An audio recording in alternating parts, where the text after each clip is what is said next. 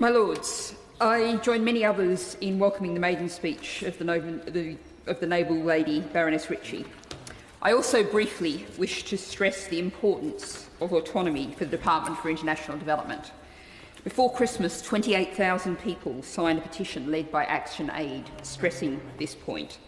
It's a reminder of the importance of civil society in balancing our weak and outdated political structures. But I want in this speech to focus on the climate emergency. And perhaps many in your Lordship's House were listening to the Today programme on the 30th of December, if you were not perhaps on a holiday in a luxury Caribbean resort.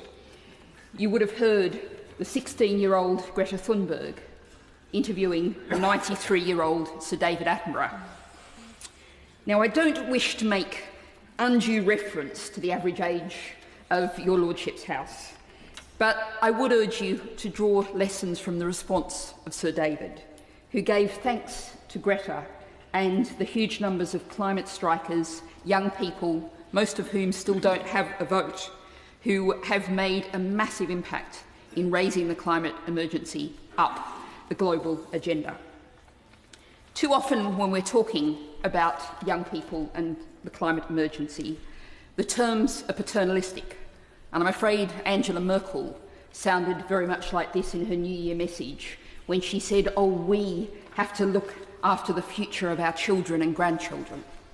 Well, that does not acknowledge the agency, the power, the impact that the young climate strikers have already had. It ignores the fact, of course, that the climate emergency is not something in the future, but is here and now. Public Health England today brought out some figures showing that last year the heat waves in the UK killed 900 people who would not otherwise have died. That's heat waves in the UK. And a very, very long time ago, the Lord Speaker started this session by referring to the tragedy and disaster of the Australian bushfires.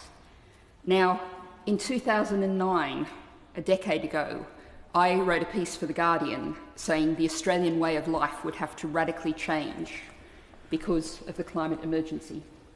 That is now clearly more evident than ever, and yet nothing has yet changed in Australian policies and actions and the way of life. Now, a number of Lords have referred to the fact that we're debating our third effort at an environment bill. That reflects an absolute year of stasis, a year of failure, when nothing has happened, when it was very clear we were in a state of emergency. Of course, we've actually had a decade of failure, a lost decade of climate inaction since the failure of the Copenhagen UN talks. The need to act is clear, and our politics has failed. If you think about in your community, in your families, the young climate strikers, that decade is the entire world that they have known. They have known nothing else but climate emergency.